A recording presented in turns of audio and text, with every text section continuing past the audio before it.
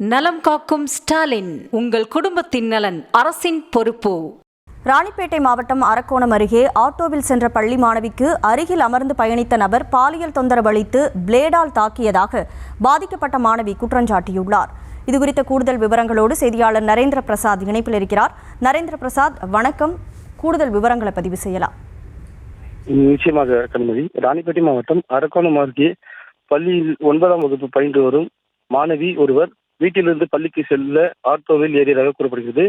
அதில் ஒரு பெண்மணி ஒரு வாலிபர் இருந்த நிலையில் அந்த பெண்மணி சிறிது தூரம் சென்றவுடன் இறங்கிவிட்டதாகவும், ஆட்டோவில் மாணவி மற்றும் அந்த இளைஞர் மட்டும் பயணித்த நிலையில் அந்த இளைஞர் மாணவியிடம் பாலியல் ரீதியான துன்புறுத்தலில் ஈடுபட்டதாகவும், அப்போது மாணவி அந்த நபரிடம் போராட்டத்தில் தன் மறுக்க வைத்திருந்த பிளேடால் மாணவி கை மற்றும் சில இடங்களில் தாக்கியதாக கூறப்படுகிறது.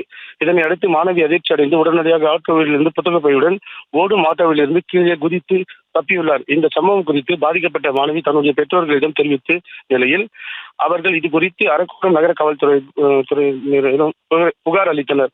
இது குறித்து வழக்கு பதிவு செய்து கொண்ட நகர காவல்துறையினர் மர்ம நபர் குறித்து தீவிரமாக விசாரணை மேற்கொண்டு வருகின்றனர். கனிமொழி.